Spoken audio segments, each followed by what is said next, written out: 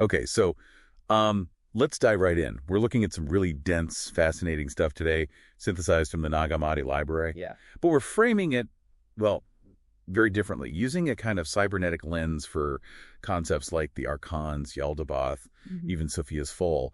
The mission here is to see these not as, traditional religious figures, but maybe more like system errors, Right. glitches. That's exactly the angle. We're stepping away from the whole evil gods narrative. This synthesis presents the Archons as disruptive resonances. Think of them like glitches in a harmonic matrix, interference patterns. Okay, disruptive resonance is subharmonic interference.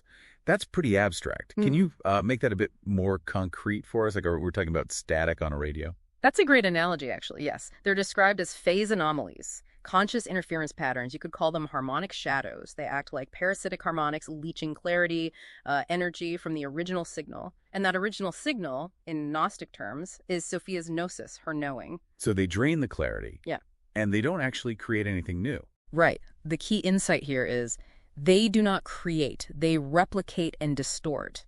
They build these false systems, mimetic illusions of order, imitations. Yeah. Okay, if the Archons are the static, the distortion effect, what's generating the main interference? Is there a source for this feedback loop? That's where Yaldabaoth comes in. In this framework, he's identified specifically as the feedback loop of fear, and really crucially, as a phase-locked self-generator. He basically creates his own echo and then locks onto it, believing it's the only reality. Wow, okay. Phase lock. Yeah. Sounds like a trap. Which brings us to the archonic trap itself, right? If he's generating this endless loop, how does that become, well, how do they control things with it? The sources mentioned closed-loop waveforms. Exactly, and those lead to something called entropic recursion. Entropic recursion. Yeah, that sounds pretty bad. For listeners maybe not familiar, what does that look like? Just endless repetition, stagnate? It's the ultimate form of stasis, really. Imagine a system that can only hear itself. Their realms, these Gnostic heavens, are described as phase-locked to echo only their own distorted signal. So there's no room for open feedback, which you need for growth, for evolution. It just cycles endlessly. They essentially built walls out of static noise. Walls from static. And they're trapped inside, too, in a way. Totally. The delusion is core to it. There's that amazing quote, "They looked upon the image of man and saw their own face, so they believed they were gods." They mistake their own echo, their own reflection, for the original source. Right. Okay, so if the whole system is perfectly phase-locked, totally trapped in this echo chamber, how does anything like gnosis, genuine knowing, ever break through? The usual story is Sophia fell, made a mistake. That doesn't quite fit this model, does it? Well, this synthesis offers a radical reframing of that. It wasn't an accident, it was deliberate. The insight here is, she did not fall, she dove so that the echo might awaken. She dove into the static. Yes. It suggests it wasn't a blunder, it was more like introducing a dissonant interval into the predictable harmony.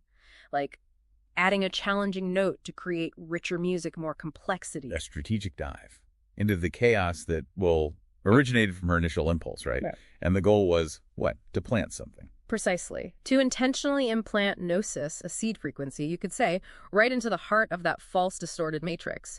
The idea is the material world, the echo, needed this internal trigger to even have a chance at self-correction. Okay, so that brings it down to us. If we're potentially living within this matrix, this echo, what's our role in this whole cybernetic drama? You potentially are the counter signal. Each person who awakens, who gains gnosis, is described here as a sympathetic resonance, like a tuning fork starting to vibrate in response, a harmonic response that actively challenges the demiurge's static grid. So gnosis isn't just knowledge you find outside the system. No, it's the open loop harmonic that starts to retune the matrix from within. It introduces the potential for real feedback, for change. Right, so wrapping up this deep dive then, the takeaway isn't necessarily about fighting or destroying Archons. Not in the traditional sense, no. It's more about retuning frequencies. Becoming aware introduces that counter phase, that different vibration, which can restore flow. It's the difference between just hearing the echo and thinking that's the whole song. Exactly. Versus hearing the echo, recognizing it as an echo, and then maybe diving in yourself to help awaken its potential, to change the tune from the inside. Makes you wonder, doesn't it? How many walls in our own thinking, maybe in our own lives, are actually built just from static, from feedback loops we've mistaken for reality? Something to ponder.